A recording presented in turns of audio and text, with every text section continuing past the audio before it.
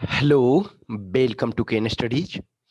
CAPF AC 2021 paper 1 Hindi माध्यम में आज हम लेक्चर नंबर 3 देखेंगे, नहीं यानी कि अर्थव्यवस्था का लेक्चर नंबर 2। कल के लेक्चर में बेसिक अर्थव्यवस्था के बारे में हमने बताया था कि अर्थव्यवस्था क्या है। तो अर्थव्यवस्था जो भी क्या है कि आपके पास जो संसाधन है, वो संसाधन क्या है? सीमित है। संसाधन आपके सीमित हैं और आपकी चाहत जो है वो असीमित है। असीमित है। ठीक है? तो वांट्स आपके जो हैं अनलिमिटेड हैं और रिसोर्सेस आपके जो हैं वो लिमिटेड हैं। तो optimum utilisation of limited resources को का ही हम स्टडी करते हैं। कल हमने देखा था कि अर्थव्यवस्था के आपके 3 बेसिक प्रश्न हैं। उस 3 बेसिक प्रश्न में क्या है कि क्या और कितना उत्पादन किया जाए? कैसे उत्पादन किया जाए? कैसे उत्पादन में आइदर हम अधिक लेबर लगाएं या अधिक कैपिटल लगाएं। जस्ट एग्जांपल, एक जेसीबी मशीन है। एक जेसीबी मशीन जितना वर्क कर सकता है, 2 आदमी जेसीबी मशीन पे रहेगा वर्क करने के लिए, और वो 2 आदमी मिल करके या 1 आदमी भी रहेगा जेसीबी मशीन पे, तो वो 100 प्लस लेबरर का वर्क कर देगा। तो हम क्या अधिक जेसीबी मशीन को लगाएं, यानी कि कैपिटल इंटेंसिव चीजों को लगाएं, या फिर अधिक लेबर को लगाएं? तो ये अर्थव्यवस्था पर डिपेंड करता है। और तीसरा जो प्रश्न था, किसके लिए उत्पादन किया जाए, यानी कि डिस्ट्रीब्यूशन जो होना चाहिए वो प्रॉपर तरीका से वितरण होना चाहिए। अब इन तीनों प्रश्नों का उत्तर जो है हम डिफरेंट तरीके से दे सकते हैं। आइदर जो है केंद्रीय नियंत्रित अर्थव्यवस्था के द्वारा, यानी कि सेंट्रली कंट्रोल्ड इकोनॉमी के द्वारा, और या फिर जो है मार्केट कंट्रोल्ड इकोनॉमी, यानी कि मार्केट डिसाइड करेगा कि क्या उत्पादन करें, कि कैसे करें और किसके लिए करें। और तीसरा जो है मिक्स अर्थव्यवस्था। भारत ने मिक्स अर्थव्यवस्था को अपनाया। भारत के मिक्स अर्थव्यवस्था को अपनाने के पीछे रीजन ये था कि जो हमने सोचा कि एक तरफ है डायरेक्ट आप पूरी तरह से जो प्राइवेट प्रॉपर्टी को एबोलिश नहीं कर सकते थे। इसका भी रीजन था कि उस समय जो थे मोर देन 10 लाख जमींदार थे और अच्छे खासे ठीक ठाक जमींदार थे। यदि आप डायरेक्ट एट वन गो यदि पूरी प्राइवेट प्रॉपर्टी को एबोलिश कर देते, तो वहां जो है न्यूली इंडिपेंडेंट इंडिया जो था, न्यूली इंडिपेंडेंट कंट्री जो था, वो उसमें से आपका जो है आंतरिक कलह जो है, आंतरिक विद्रोह होने का डर था एक तो। दूसरा ये था कि कहीं न कहीं आप पूरे चीज़ों को कंट्रोल कर देंगे, तो इंडिया एक डाइवर्सिफ़ाइड टाइप का कंट्री है। हर जगह के लोगों की ज़रूरतें अलग-अलग हैं, और वो जो एक सेंस ऑफ बिलॉन्गिंगनेस है, यदि आप पूरी की पूरी प्रॉपर्टी को गवर्नमेंट में कर देंगे, यदि प्राइवेट प्रॉपर्टी नहीं होगा, तो सेंस ऑफ बिलॉन्गिंगनेस कम हो जाता है। और ना तो हम पूरी तरह से मार्केट डिटरमाइंड कर सकते थे, पूरी तरह से मार्केट कंट्रोल भी नहीं कर सकते थे, क्योंकि पुअर सेक्शंस ऑफ सोसाइटी को भी हमें ध्यान में रखना था। तो हमने जो है मिक्स अर्थव्यवस्था अपनाया कि जो तीनों प्रश्न हैं वो उसका मिल करके समाधान किया जाए। ठीक है? तो अब अर्थव्यवस्था देखो, ये सब का जो शॉर्ट नोट्स वगैरह जो भी हैं, वो जो भी सब्सक्राइबर हैं जो पेड ग्रुप वाले होंगे, तो उनको जो है वो नोट्स आपको दिया जाएगा, नोट्स आपको प्रोवाइड किया जाएगा, विद कमिंग डेज आपको नोट्स भी दिया जाएगा। अभी ये हम जो है बेसिक्स इंट्रोडक्शन देख रहे हैं, वो नोट्स जो भी ज़रूरत होगा मिनिमम आपको दिया जाएगा। और फिर क्वेश्चंस वगैरह देखो, कंसेप्ट समझो, क्वेश्चंस वगैरह को सोल्व करो, ये आपका मेन अप्रोच होना चाहिए। तो हम इसमें जस्ट इंट्रोडक्शन देख रहे हैं। अब देखो, अर्थव्यवस्था जो है वो 3 सेक्टर में बांटा जाता है। एक आपका जो है प्राइमरी सेक्टर, सेकेंडरी सेक्टर और टर्शियरी सेक्टर, यानी कि प्राथमिक क्षेत्रक, ठीक है? प्राथमिक क्षेत्रक, प्राथमिक क्षेत्रक, द्वितीयक, सॉरी, द्वितीयक क्षेत्रक और तृतीयक। In short term, primary sector में जो होता है, प्राइमरी सेक्टर यानी प्राथमिक क्षेत्र जो होता है, वो डायरेक्ट जो प्रकृति से, हम डायरेक्ट प्रकृति से जो चीजों को लेते हैं, जो हम प्रकृति से, जैसे इसमें जो प्राथमिक में यानी कि डायरेक्ट प्रकृति से, कृषि। कृषि क्या है? डायरेक्ट जो है प्रकृति से आप खेत में फसल लगाते हो, और वो फसल जो है आपका मिट्टी जो है, मिट्टी की उत्पादकता जो है वो उसके आधार पे आपका डिपेंड करता है जो आपका प्रोडक्ट होता है कि मिट्टी की कितनी उत्पादकता है, तो वो प्राकृतिक रूप से है। वो प्रकृति जैसे नो डाउट आज के डेट में आप फर्टिलाइजर ये सारे यूज करके आप उसको उपजाऊ बनाते हो, लेकिन मेजोरिटी जो है कि मिट्टी की उत्पादकता जो है वो मायने रखती है। तो इसमें कृषि आ जाता है, वानिकी आ जाता है। वानिकी यानी कि फॉरेस्ट्री, ठीक है, एग्रीकल्चर, फॉरेस्ट्री यानी वानिकी। फिर आपका मत्स्य पालन, मत्स्य पालन, फिशरी, ठीक है। आपका एनिमल हस्बेंड्री यानी कि पशुपालन, पशुपालन। तो देखो ये कृषि, वानिकी, मत्स्य पालन, पशुपालन, ठीक है। फिर उसके बाद माइनिंग एंड क्यूरिंग यानी कि खनन, खनन और उत्खनन। खनन और उत्खनन यानी माइनिंग और क्वेरिंग में अंतर क्या होता है? देखो खनन का मतलब है कि हम जमीन को खोद करके निकालते हैं, जैसे आपका कोयला, आयरन ओर यानी कि जो लौह अयस्क है, मैग्नीज है, यूरेनियम वगैरह है, तो जिनको हम जमीन के अंदर खोद करके निकालते हैं। जैसे फॉर एग्जांपल मान के चलो कि कोलार गोल्ड माइंस जो है, कोलार गोल्ड माइंस जो है कि वो उसमें काफी अंदर जमीन के मान के चलो 2 से 3 किलोमीटर अंदर आप उसको खोद करके निकाल रहे हो, तो उसको खनन कहते हैं। और उत्खनन का मतलब होता है चट्टान को काट करके, जैसे मार्बल वगैरह है, बहुत सारे जो चट्टान है वो प्राकृतिक रूप में प्राकृतिक पत्थर जो है उसको काट करके, या फिर जैसे हम जो स्टोन चिप्स बनाते हैं यानी गिट्टी जिसको बोलते हो, ठीक है, तो घर वगैरह बनाने के लिए जो स्टोन चिप्स की जरूरत होती है, तो क्या हम करते हैं कि पहाड़ों को काटते हैं, पहाड़ों को काट करके आइदर डिफरेंट प्रोसेस से, या तो है कि मैनुअली कुछ जगह है काटते हैं, और अदरवाइज जो बड़े बड़े जहाँ है वहाँ आपका डायनामाइट वगैरह लगा करके वहाँ उस चट्टान को, बड़े बड़े चट्टान को तोड़ा जाता है। उसके बाद फिर उसे स्टोन क्रशर में उसे स्मॉल स्मॉल चिप्स बना करके उसे शेल किया जाता है और उससे घर बनाया जाता है।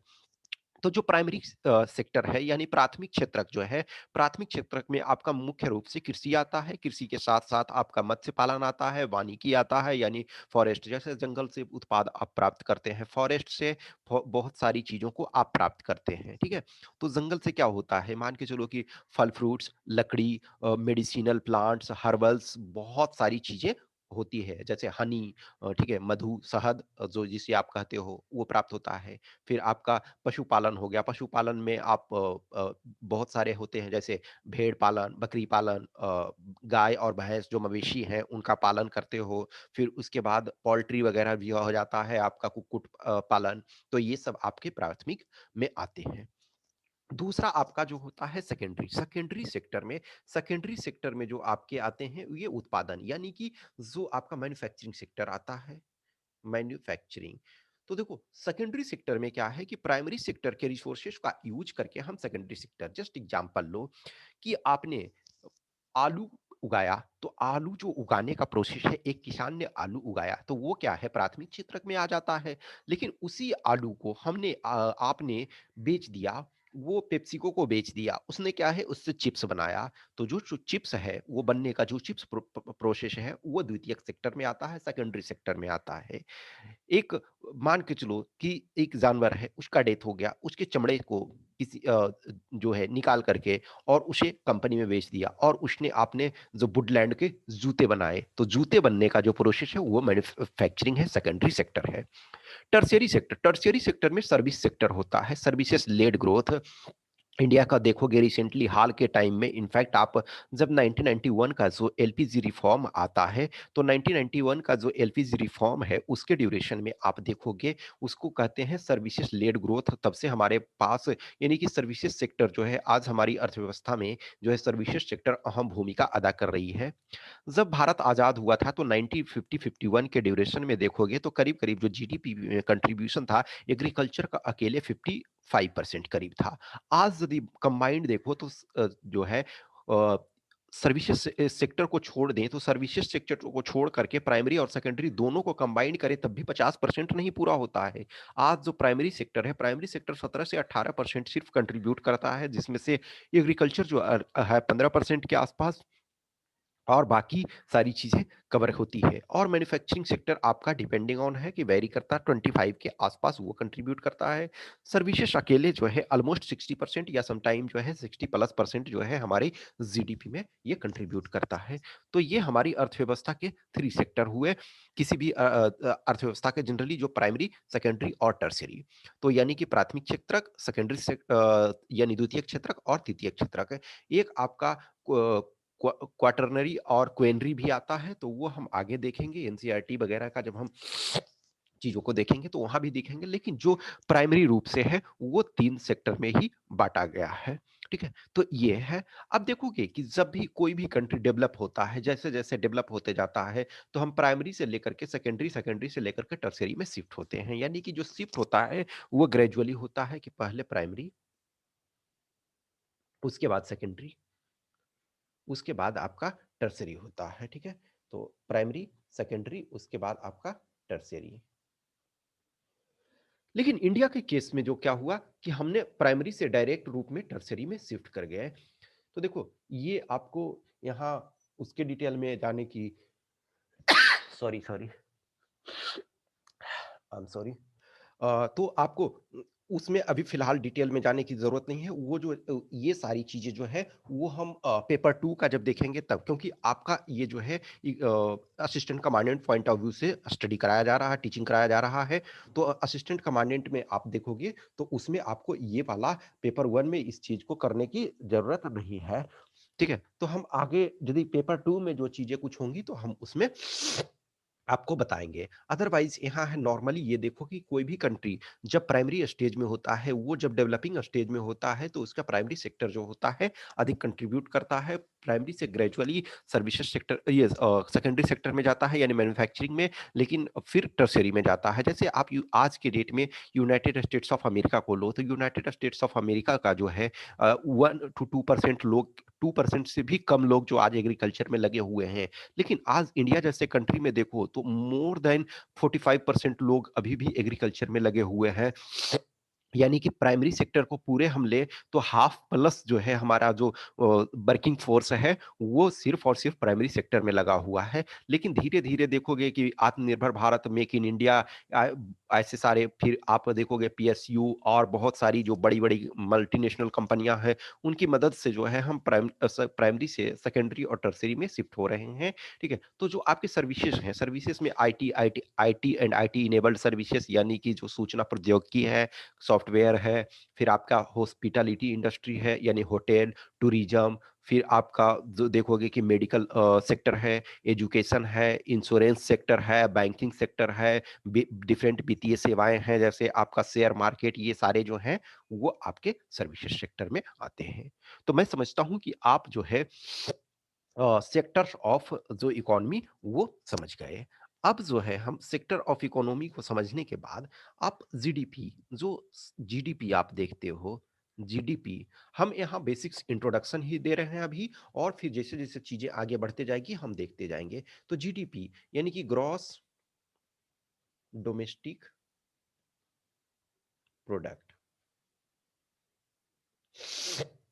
सकल घरेलू उत्पाद। आप जीडीपी टर्म जो है वो रेगुलर सुनते रहते हो। जैसे आपने ये सुना कि जो हमारा जीडीपी ग्रोथ है, ग्रोथ रेट वो -23.9% रहा आपका जो फर्स्ट क्वार्टर ऑफ 2021। देखो जो किसी भी हम इसमें देखेंगे परिभाषा में, फाइनेंशियल ईयर जो चलता है, फाइनेंशियल ईयर डिफरेंट कंट्री में डिफरेंट फाइनेंशियल ईयर चलता है। हमारे यहाँ जो नॉर्मली है फाइनेंशियल ईयर जो होता है 1 अप्रैल से लेकर के 31 मार्च तक चलता है।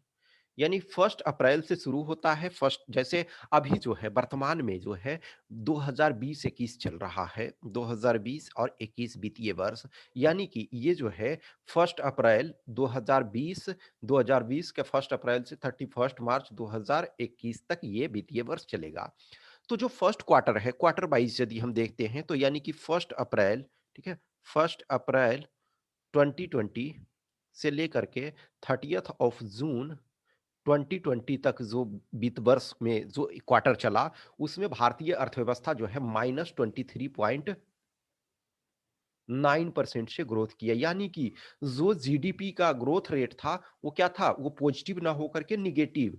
इसको इस ढंग से समझो कि यदि 100 उत्पादन हुआ था लास्ट क्वार्टर में, लास्ट क्वार्टर का मतलब है कि जो 1 अप्रैल 2019 से लेकर के 30th जून 2019, यानी इस क्वार्टर की तुलना में यदि मान के चलो कि इस क्वार्टर में यदि 100 प्रोडक्शन हुआ था तो इस क्वार्टर में क्या हुआ, 23.9% इसमें से डिक्रीज हुआ। तो 23.9% इसमें से डिक्रीज करोगे तो क्या आ जाएगा आपका 76.1 ही प्रोडक्शन हुआ। यानी कि यदि पिछले उस क्वार्टर में यदि 100 रुपया का उत्पादन हुआ तो इस बार एक्चुअल में ज्यादा होना चाहिए था। ग्रोथ तभी तो होगा कि 100 से अधिक होना चाहिए था, लेकिन क्या हुआ कि 100 से कम हो गया।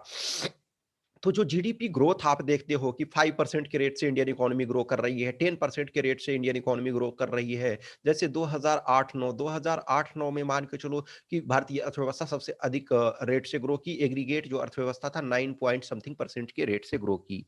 तो ग्रोथ की क्या, जीडीपी के टर्म में। तो जीडीपी क्या होता है, यानी कि जीडीपी का मतलब सकल घरेलू उत्पाद। तो जीडीपी क्या होता है, सकल घरेलू उत्पाद। एक वर्ष में, यानी कि किसी दिए हुए वित्तीय वर्ष में किसी देश के किसी देश के घरेलू सीमा के भीतर उत्पादित वस्तु एवं सेवाओं का अंतिम मौद्रिक मूल्य एक वर्ष में दिए हुए देश के दिए हुए देश के घरेलू सीमा में उत्पादित वस्तु एवं सेवाओं का अंतिम मौद्रिक मूल्य उस वर्ष का उस देश के लिए जीडीपी कहा जाता है। तो हम कीवर्ड्स देखेंगे यहाँ कि किसी दिए हुए वर्ष में किसी देश में किसी देश के घरेलू सीमा में उत्पादित वस्तु एवं सेवाओं का अंतिम मौद्रिक मूल्य उस वर्ष का उस देश के लिए जीडीपी कहा जाता है। अब देखो इसमें हम एक एक टर्म को देखेंगे, एक एक टर्म को हम एनालाइज करेंगे। तो कोई भी देश है, मान के चलो वो देश कौन सा है, भारत है। तो भारत के देश के लिए एक वर्ष में, तो यानी कि हमने जो देखा जो वित्त वर्ष चलता है, फाइनेंशियल ईयर हमारे यहाँ चलता है, वो आपका 1 अप्रैल से 31 मार्च तक का चलता है, वो आपका 1 ईयर का। अब देखो पहले आरबीआई का जो वित्त वर्ष चलता था, आरबीआई का जो वित्त वर्ष चल रहा था अभी तक, जो 1 जुलाई से लेकर के 30 जून तक, लेकिन अब उसको भी है जो आरबीआई का जो वित्तीय वर्ष है उसको भी जो भारत सरकार का जो वित्तीय वर्ष चल रहा है उस अनुसार करने का प्रावधान है, ताकि दोनों में कोऑर्डिनेशन रह सके। तो अब देखो, तो एक वित्तीय वर्ष तो आप समझ गए कि वित्तीय वर्ष क्या होता। कल के डेट में हो सकता है वित्तीय वर्ष का गणना चेंज हो जाए, 1 जनवरी से 31, कुछ कंट्री में है अक्टूबर से स्टार्ट होता है, कुछ में है दिसंबर जनवरी से स्टार्ट होता है। तो एक वर्ष में आप वित्तीय वर्ष आप समझ गए। अब दूसरा है घरेलू सीमा। किसी भी कंट्री का घरेलू सीमा क्या होता है, जो उसका ज्योग्राफिकल एरिया है, ठीक है। तो मान के चलो कि भारत का जो ज्योग्राफिकल एरिया है, तो भारत का ज्योग्राफिकल एरिया, तो पूरा जो भारत का ज्योग्राफिकल एरिया कितना है आपका, 32,87,000 और समथिंग स्क्वायर किलोमीटर, ठीक है, स्क्वायर किलोमीटर। तो वो भारत का ज्योग्राफिकल एरिया। फिर देखोगे जो आपका कंट्री है, तो उस कंट्री के जो आपके सी होते हैं, समुद्र तट होते हैं, तो देखो जो 12 नॉटिकल माइल तक वहां जो होता है आपका लीगल राइट्स होते हैं, जो आपके कानून वहां लागू होते हैं। लेकिन 200 नॉटिकल, हर जगह वो वैलिड नहीं होता है। 200 नॉटिकल माइल तक सब जगह नहीं। जैसे अब मान के चलो ना कि जहां ओपन सी में 200 नॉटिकल माइल, अब मान के चलो कि इंडिया और श्रीलंका के बीच डिफरेंस बहुत कम है, तो आप 200 नॉटिकल माइल जाओगे तो श्रीलंका में घुस जाओगे, उसका बॉर्डर क्रॉस कर जाओगे, तो आप वो उसको नहीं करोगे। लेकिन जहाँ अदरवाइज़ ओपन सी है, तो वहाँ अप टू 200 नॉटिकल माइल तक उसको एक्सक्लूसिव इकोनॉमिक ज़ोन कहते हैं। एक्सक्लूसिव इकोनॉमिक ज़ोन यानी कि अनन्य आर्थिक ज़ोन, ठीक है? अनन्य आर्थिक ज़ोन उसको कहते हैं, वहाँ तक जो होता है आपका राइट होता है। मान के चलो कि भारत का यदि इंडियन ओशन की तरफ देखें तो 200 नॉटिकल माइल जैसे आप बॉम्बे हाई देखते हो, बॉम्बे हाई वगैरह जो क्या है कि बॉम्बे हाई समुद्र में है, तो समुद्र में जो आपका 167 something nautical mile Mumbai coast से है, तो वहाँ भी आप जो है, वहाँ से जो रिसोर्सेस निकलता है, तो उस पर भी आपका अधिकार होता है। तो इस वजह से मैं बोल रहा हूँ कि घरेलू सीमा का मतलब जो भारत का एक तो 32,87,000 समथिंग स्क्वायर किलोमीटर है, वो तो ज्योग्राफिकल सीमा में ही हुआ। उसके बाद जो घरेलू सीमा में जो आपका समुद्र तट से जो है 200 नॉटिकल माइल तक का जो रिसोर्सेस वहाँ से उत्पादित होता है और कुछ और अन्य जैसे मान के चलो भारतीय सीप है, कोई भी पानी का जहाज है, इंडियन है, वो कहीं बाहर जा रहा है, तो उस पर भी जो एक्टिविटी हो रहा है, तो उसको भी हम शामिल करेंगे, तो उसको एक्चुअली घरेलू सीमा में हम काउंट करते हैं। तो घरेलू सीमा मैं समझ रहा हूँ कि आप उसको समझ गए। अब देखो एक और चीज़ है, हमारे घरेलू सीमा में जो है हम इंडियन भी उत्पादित कर रहे हैं और विदेशी भी उत्पादित कर रहे हैं। तो घरेलू सीमा में जो हम भारतीय भी उत्पादन कर रहे हैं और विदेशी भी उत्पादन कर रहे हैं। तो घरेलू सीमा में उत्पादित बस अब देखो उत्पादित तो घरेलू सीमा आप समझ गए, उत्पादित वस्तु एवं सेवाओं का, तो यानी इसमें वस्तु भी शामिल होगा जैसे आप मान के चलो कि ये है चिप्स बना रहे हो, आयरन और आयरन से आप मशीन बना रहे हो, तो ये आपका गुड्स हो गया। आप एक ट्रक बना रहे हो, एक बस बना रहे हो, एक कार बना रहे हो, तो वो गुड्स हो गया। और सर्विसेज मान के चलो कि इंडियन जो इंजीनियर हैं, सॉफ्टवेयर इंजीनियर हैं, इंडियन आईटी सेक्टर के एक्सपर्ट हैं, वो भी तो अपना वर्क कर रहे हैं। तो वस्तु और वो सेवाएं, सेवाओं का अब देखो अंतिम मौद्रिक मूल्य, अंतिम का मतलब है कि वो फाइनल कंजम्पशन के लिए हो। जस्ट अब देखो फाइनल कंजम्पशन के लिए इसका मतलब है कि जस्ट सोचो एक कार है, अब उसमें टायर लगाते हो, आप 4 टायर लगाते हो, एक स्टीयरिंग लगाते हो और आप बहुत सारे ब्रेक लगा रहे हो, एन नंबर ऑफ सीट्स लगा रहे हो, गार्ड लगा रहे हो, बहुत सारी चीज़ों को लगा रहे हो। अब जस्ट सोचो कि कार का आप अलग से कीमत डिसाइड करोगे और टायर का अलग से डिसाइड करोगे तो फिर डबल काउंटिंग हो जाएगा। तो अंतिम मौद्रिक मूल्य अर्थात यदि नई कार बन रही है तो उसमें से जो टायर लगा हुआ है तो हम टायर का कैलकुलेट नहीं करेंगे, फाइनल कार के वैल्यू का कैलकुलेशन करेंगे। अब देखो एक बार आपने कार खरीद लिया, आपकी स्टीयरिंग खराब हो गई, तो आपने स्टीयरिंग नया लगवाया, तो वो जो स्टीयरिंग आपने लगाया तो अब उस स्टीयरिंग का कीमत होगा। अब टायर आपका खराब हो गया, ट्यूब खराब हो गया, अब आपने टायर लगवाया नया, ट्यूब नया लगवाया, कार आपका ऑलरेडी पुराना है, तब उस समय टायर का कीमत कैलकुलेट होगा जीडीपी में। लेकिन जब नए कार आप ले रहे हो, तो सिर्फ कार का कीमत कैलकुलेट होगा, टायर का अलग से नहीं होगा क्योंकि अदरवाइज़ वो करोगे तो आपका जो डबल काउंटिंग हो जाएगा। अब एक देखो जो अंतिम हो गया यानी कि जो इंटरमीडिएट प्रोडक्ट नहीं, जैसे गेहूं है तो गेहूं से आटा बना, आटा से ब्रेड बना, तो यदि आप ब्रेड उससे बन रहा है तो आप ब्रेड का कीमत कैलकुलेट करो, आटे का नहीं या गेहूं का नहीं। अब देखो मौद्रिक मूल्य का मतलब है कि जो उसको मनी टर्म में कैलकुलेट करेंगे। मनी टर्म में कैलकुलेट करने का मतलब है कि आपको क्या करना है कि उसको सबको मनी यूनिट में कन्वर्ट करना है। जैसे एग्जांपल पहले बार्टर सिस्टम चलता था। बार्टर सिस्टम का मतलब है कि एक आदमी गेहूं का उत्पादन कर रहा है, सॉरी, दूसरा आदमी जो है जूते बना रहा है, तो जो आदमी गेहूं का उत्पादन कर रहा है और उसे जूते चाहिए, तो जो आदमी जूता उत्पादन कर रहा है उसे गेहूं चाहिए होगा। डबल कोइंसिडेंस ऑफ मांग का दोहरा जो है होना चाहिए, दोनों का जो डिमांड होना चाहिए वो डबल कोइंसिडेंस होना चाहिए, दोनों का मैच करना चाहिए। जो गेहूं उत्पादन कर रहा है तो उसको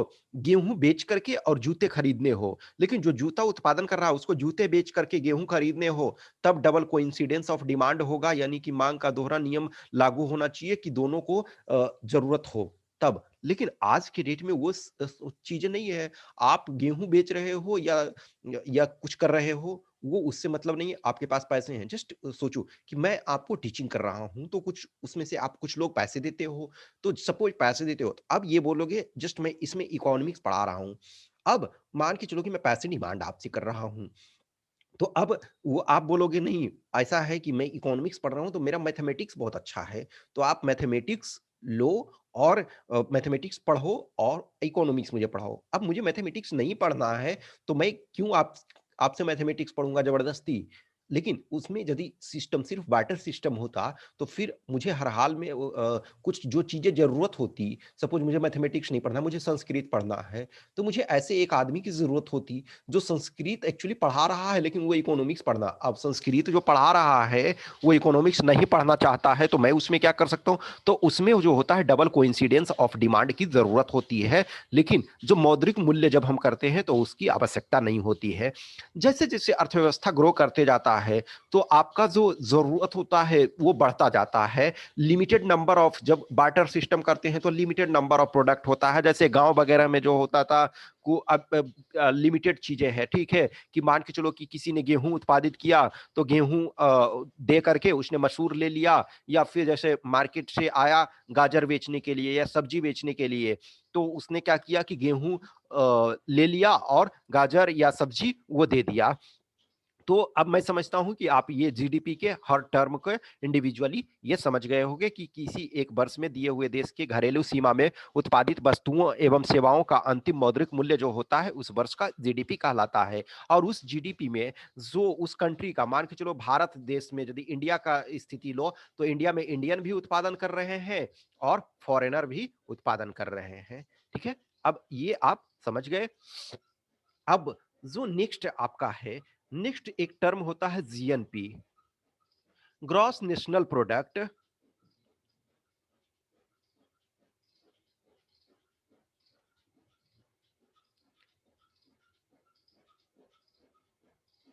ग्रॉस नेशनल प्रोडक्ट, ठीक है। तो जो आपका ये है कि एक आपका जीडीपी था यानी ग्रॉस डोमेस्टिक प्रोडक्ट, और ये है ग्रॉस नेशनल प्रोडक्ट, तो वो था सकल घरेलू उत्पाद और ये है सकल राष्ट्रीय उत्पाद।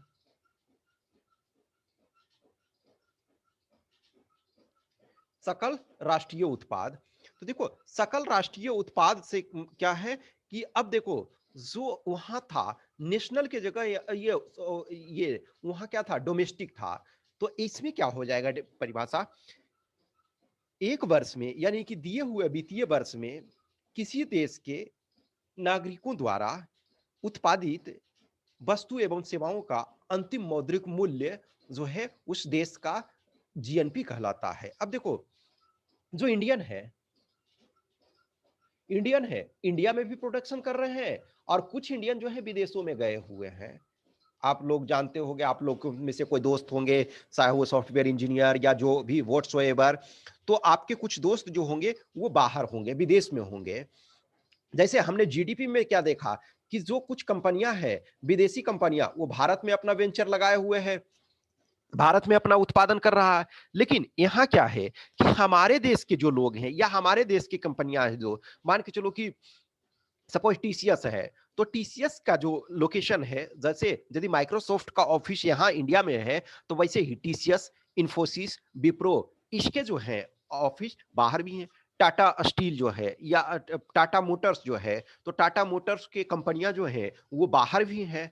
तो इंडियंस जो है या इंडिया के जो फर्म है, वो यदि इंडिया और इंडिया के बाहर जो उत्पादन करते हैं, यानी नेशनल यहाँ इंपॉर्टेंट है। वहां देखो भौगोलिक सीमा इंपॉर्टेंट था, यहाँ जो है हमारे लोग इंपॉर्टेंट है, नेशनल्स इंपॉर्टेंट है। तो जो भारत में, भारत के भीतर और बाहर जो उत्पादन करते हैं वो उसको हम कहते हैं आपका जो जीएनपी कहते हैं, ग्रॉस नेशनल प्रोडक्ट कहते हैं। तो वहां डिफरेंस आपका जो है क्या है, नेशनल में डिफरेंस है, और उसके बाद नेशनल के बाद जो है वहां डोमेस्टिक। तो एक में आपका डोमेस्टिक एरिया इंपॉर्टेंट है और एक में जो आपका है इंपॉर्टेंट है आपका क्षेत्र। अब देखो कुछ चीजों को और हम देखेंगे। एक टर्म आप जनरली आता है, अब जीडीपी जो ग्रोथ रेट होता है, जीडीपी ग्रोथ रेट, तो जो ग्रोथ रेट सिंपली जो कहते हैं, सिंपली कहते हैं हम कि ग्रोथ रेट क्या है। तो जीडीपी ग्रोथ रेट या ग्रोथ रेट, तो ग्रोथ रेट जो हम देखते हैं तो वो लास्ट ईयर के कंपैरिजन में देखते हैं, लास्ट ईयर के कंपैरिजन में, कि लास्ट ईयर के कंपैरिजन में क्या ग्रोथ रेट हुआ। अब देखो लास्ट ईयर मान के चलो कि 100 था, अब जस्ट इमेजिन करो कि 100 जो ये था, तो 100 रेट जो था, ठीक है ना, तो वो 100 से आज यदि 110 हो गया उसका, तो 110 आपका यदि हुआ तो इसका मतलब है कि 10% का ग्रोथ हुआ।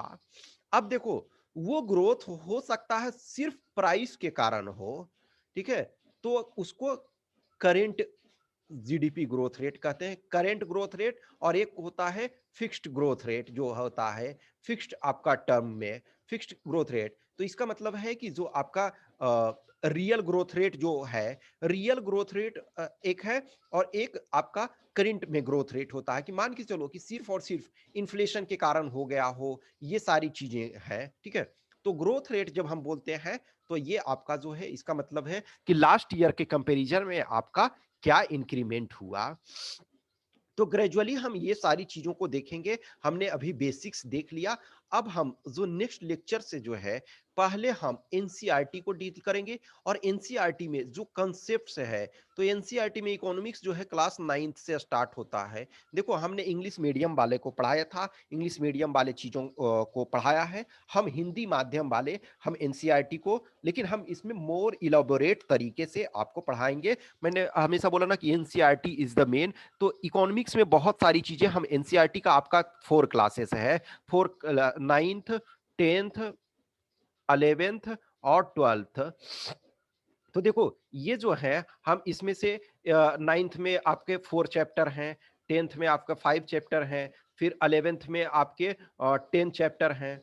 तो हम ग्रेजुअली ये करेंगे, फिर जरूरत होगा तो हम एक दिन में दो दो चैप्टर, आपको दो वीडियो, हाँ, एक चैप्टर में हम एक वीडियो का करेंगे, वहां हम कोर कंसेप्ट पढ़ाएंगे। एक बार जब आपका कंसेप्ट क्लियर हो जाएगा, जो एनसीईआरटी वगैरह का पूरा, एक तो आपको धीरे धीरे साथ साथ में पढ़ते चलना होगा, उसके बाद एक बार कंसेप्ट क्लियर होगा तो फिर हम क्वेश्चन वगैरह प्रैक्टिस पे आएंगे, ठीक है।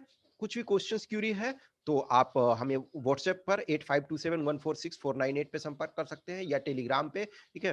जो भी क्वेश्चंस क्यूरी है, और ग्रेजुअली हम धीरे धीरे करके ये करेंगे। लेकिन हम कल से जो है एनसीईआरटी को डिस्कस करेंगे, वहां से हम आपके कंसेप्ट को डिस्कस करेंगे, फिर बाद में हम क्वेश्चंस और जो स्मॉल नोट्स हैं वो आपको जो भी सब्सक्राइबर हैं उन्हें मिलेंगे। Okay, thank you.